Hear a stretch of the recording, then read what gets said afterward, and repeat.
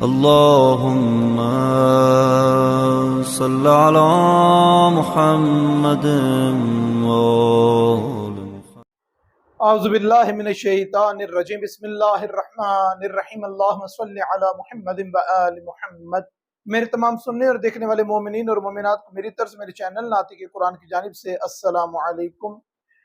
جناب سیدہ فاطمہ الزہرا سلام اللہ علیہا، جناب امیر المومنین علی ابن ابی طالب علیہ السلام کا عقد یکم ذی الحج، آج کا دن جو گزرا ہے، انتہائی خوشیوں بھرا، آل محمد رحمۃ السلام کے گھرانے کی خوشی اور تمام مومنین کے لیے خوشی، ہمارے زمانے کے امام زمانہ اجل اللہ تعالی فرج شریف کے لیے خوشی کا ایک وقت اور ایک مقام. بہت بہترین طریقے سے یقیناً مومنین نے اس کے عزت اور تعظیم کو برقرار رکھتے ہوئے اس کو جگہ جگہ پر اس کے جشن کا اہتمام بھی کیا ہوگا. یہ سب چیزیں بہت شاندار ہیں، بندے کی مغفرت کا باعث بنتی ہیں، ثواب ہوتا ہے، تمام معاملات کسی میں کسی قسم کے شک و شبے کی گنجائش نہیں. مگر میں اپنے مومنین بہن بھائیوں سے یہ پوچھتا ہوں، یہ جو دو ہستیوں کا ازدواج ہوا ہے، عقد ہوا ہے، اس سے ہم درس کیا حاصل کرتے ہیں؟ ہمیں پیغام کیا ملتا ہے؟ ہمارے لیے کیا نمونہ عمل ہے؟ جناب سیدہ زہرا صلوات اللہ علیہا، جناب امیر المومنین علی ابن ابی طالب علیہ السلام کا جو عقد ہے، نہ ہماری بیٹیاں جناب سیدہ کے مقابل میں کبھی آ سکتی ہیں، نہ ہمارے فرزند ایسے ہیں کہ جناب امیر علیہ السلام کے مقابل میں کبھی آئیں. پھر ہمارے لیے کیا پیغام ہے اس رشتے کے اندر، اس عقد کے اندر؟ آج چند ان پہلو پہ روشنی ڈالنے کی کوشش کریں گے اور پروردگار سے دعا کریں گے کہ ہمیں ان پیغامات پر عمل کی توفیق عطا فرمائے. پہلی بات یہ رشتہ پروردگار عالم کی طرف سے آیا تو جناب سرور کائنات نے جناب سیدہ زہرا صلوات اللہ علیہا کو پوچھا کہ بیٹا آپ کی کیا مرضی ہے؟ کتنا بڑا عمل ہے، کتنا بڑا کام ہے یہ کہ وہ نبی جو اولین اور آخرین سے واقف ہے، لوگوں کے معاملات کو جانتا ہے، ہر چیز اس کی نظر میں ہے، اس کا دیکھنا، اس کا بولنا، اس کا سننا سب تابع کے وہی کے تابع ہے. اب اس کو جب حکم پروردگار ہوا کہ اپنی بیٹی زہرا کی شادی علی کے ساتھ کر دو، تو سب سے پہلے جناب سرور کائنات حضرت محمد مصطفیٰ صلی اللہ علیہ وسلم نے بیٹی سے مرضی پوچھی. یہ وجہ ہے، یہ سیکھنے کا پہلا پیغام ہے کہ بیٹیوں کی رضامندی جو ہے یہ لازمی شرط ہے شادی کے لیے. اور اس کے بعد جو دوسری چیز، کسی قسم کا کوئی عیب بیٹے کے حوالے سے ہو یا بیٹی کے حوالے سے ہو، دونوں طرف کے والدین کو نہیں چھپانا چاہیے. یہ جملہ بولنا کہ جی شادی ہوگی، گھر آئے گی دلہن تو وہ خود ہی ٹھیک کر لے گی، یہ سراسر زیادتی ہے، یہ غلط ہے.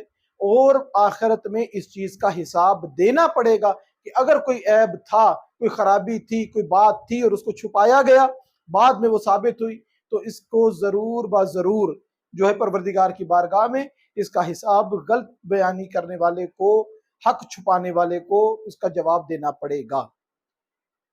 آگے جو پیغام ہے وہ سیرت جناب سیدہ سلام اللہ علیہ کے حوالے سے، جناب علی علیہ السلام کی سیرت کے حوالے سے، کہ جب یہ نکاح ہو گیا، عقد ہو گیا، تو مدینے کی خواتین جو تھیں انہوں نے جناب سیدہ کو تانے دینا شروع کیے اور طرح طرح کی باتیں کرنا شروع کی کہ یہ وہ کہتی تھی کہ تمہارے بابا نے تمہارا عقد کہاں کر دیا، کہ جو علی غریب ہے، نعوذ باللہ فقیر ہے، جو الفاظ وہاں پر ہیں وہ بس کوڈ کر رہے ہیں، فقیر کے ساتھ، مفلس کے ساتھ کر دی. تمہارے بابا نے تمہارے بارے میں سوچا نہیں، دیکھا نہیں کہ کس کے ساتھ بیعہ دیا. جناب سیدہ یہ سن کر روتی ہوئی بابا کے پاس آتی تھی، کیونکہ جناب خدیجۃ الکبریٰ سلام اللہ علیہا تو موجود نہیں تھی. جناب رسول خدا سے آ کے جب یہ ذکر کیا کہ مجھے عورتیں ایسے ایسے تانے دیتی ہیں، تو جناب سرور کائنات نے اپنی بیٹی کو اپنے پاس بٹھایا، پیار کیا दस्त शफकत सर पे रखा और फरमाया, क्या बेटी आप इस पे राज़ी नहीं कि आपकी शादी उससे हुई है जो अल्लाह को भी पसंद करता है, रसूल खुदा को भी पसंद करता है, अल्लाह पर और रसूल खुदा पर सबसे पहले ईमान लाने वाला, सबसे पहले अपने ईमान का इजहार करने वाला, इल्म में सबसे अफजल, हिकमत में सबसे अफजल, दुनिया और आखिरत में मेरा भाई, हमारे खानदान के अंदर सबसे चहीता मुझे अली इब्न अबी तालिब अलैहिस्सलाम है। क्या आपके लिए खुशी की बात नहीं? तारीख में मिलता है जब ये सुना ना तो जनाब सैयदा मुस्कुरा दी और कहा, बाबा मैं इस पे राजी हूँ। और रवायतों में मिलता है कि जनाब सरवर कायनात हज़रत मोहम्मद मुस्तफ़ा सल्लल्लाहु अलैहि वसल्लम ने मज़ीद फ़ज़ाइल जनाब अमीर अलैहिस्सलाम पढ़े कि हमारी बेटी का दिल जो है वो इधर उधर की बातें जो सुनी हैं और वो सुन के जनाब सरवर कायनात तक पहुँचाना और वो चीज़ हम तक पहुँचना, ये सरासर बताता है ये जो जनाब सैयदा का आना है रसूल खुदा से बयान करना है, ये सरासर हमारी हिदायत के लिए, हमारे दर्स के लिए, कि जब बेटी की मर्जी पूछ कर शादी की, अब बेटी को उसकी कोई खराबियां कोई इधर उधर के लोग बताएं, तेरा खामन कमाता कम है, तेरे खामन के अंदर आमदनी कोई नहीं है, वो तो इतना कमाता है, वो अपनी बीवी को ये ला के देता है, तेरा बंदा क्या करता है, जब ये शिकायतें अपने माँ बाप से बेटी आके करे तो एक बाप का फर्ज बनता है कि उसको ऐसे कायल करे कि बेटा किया आपसे पूछ के था, अब आप इस पे शुक्र परवरदिगार नहीं करती कि वो मुसलमान है, वो मोमिन है, वो मोहम्मद और आले मोहम्मद सलाम का हुबदार है, वो सच्चा है, झूठ बोलने वाला नहीं है। ये दर्स हमारे लिए, ये पैगाम हमारे लिए कि बाप को माँ को क्या जवाब बेटी को देना चाहिए जब अपने खामद के कोई इधर उधर से कान भरने वाली खवातीन से ऐब सुनकर आती हैं, तरह तरह की बातें और तरह तरह के ताने सुनकर आए, तो आगे से माँ बाप का फर्ज क्या बनता है कि वालिदैन किस तरीके से इस मामले को देखें। जनाब सरवर कायनात फरमाते हैं, क्या बेटी अली के फजाइल में ये शामिल है कि अली इल्म वाला है, अली हिल्म वाला है, अली की ज़ौजा तेरी जैसी फातिमा बेटी है, अली को परवरदिगार हसन और हुसैन जैसे बेटे अता करेगा, अली की फजीलत ये है कि ये अमर बिल मारूफ करने वाला है, नहीं अनिल मुनकर पर डट जाने वाला है और कुरान के मुताबिक फैसले करने वाला है।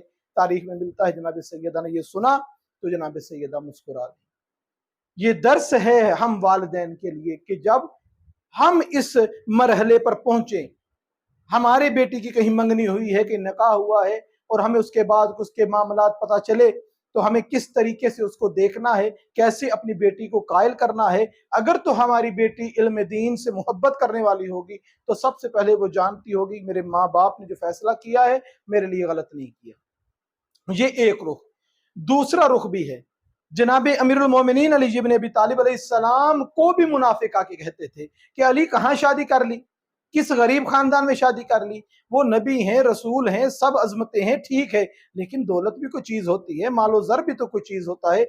आपने एक गरीब खानदान की खातून लेकर आप आ गए हैं, ये अगर आप हमें मौका देते और हमारी बेटी से अक्द करते तो मेरे घर से लेकर आपके घर तक ऊंटों की कितार होती और हर कितार पे मेरी बेटी का जहेज होता। ऐसे ऐसे मुनाफिक जनाब अमीर के पास आके गुफ्तगू करते थे और जनाब अमीर क्या जवाब देते थे। जनाब अमीर अल मोमिनीन अली इब्न अबी तालिब अलैहिस्सलाम ने फरमाया कि याद रखो ये जो माल दुनिया है ना, ये धोखा है और अली की नजर इस पे ठहरती नहीं, अली को ये भाता ही नहीं, अली को ये पसंद ही नहीं माल दुनिया। अगर कमाल देखना है तो सीरत का कमाल देखो, दिरमो दिनार का कमाल ना देखो। अगर देखना चाहते हो तो किरदार देखो, दौलत ना देखो। जनाब अमीर ने ये जवाब दिए, मुनाफिकीन उठकर चले गए। जब उठकर गए जनाब अमीर घर की तरफ रवाना हुए, हातिफ गैबी से सदा आई, या अली जरा अपना सर बुलंद कीजिए और ऊपर नजारा कीजिए। जनाब अमीरुल मोमिनीन ने अपना सर उठाया और अर्श के नीचे एक बहुत वसी मैदान देखा जो जन्नत के ऊंटों से भरा हुआ था।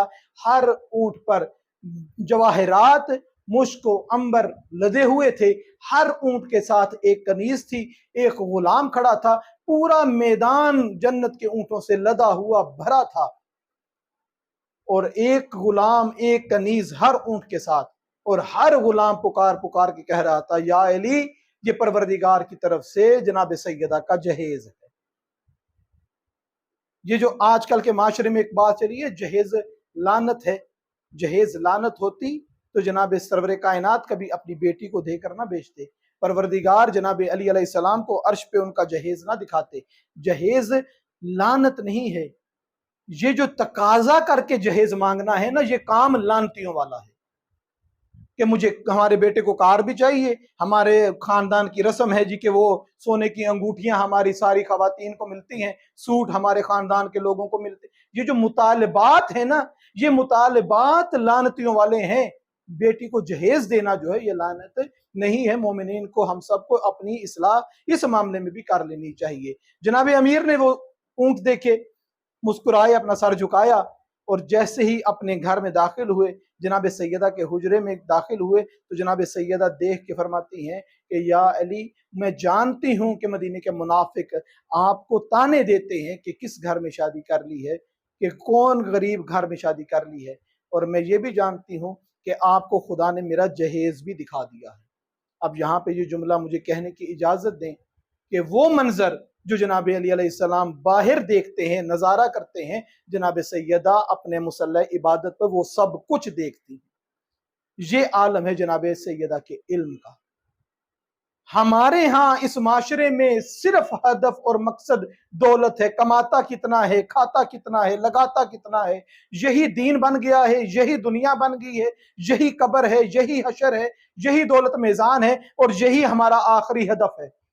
दर हकीकत आले मोहम्मद सलाम की तालीमात में इस चीज की औकात ही नहीं है।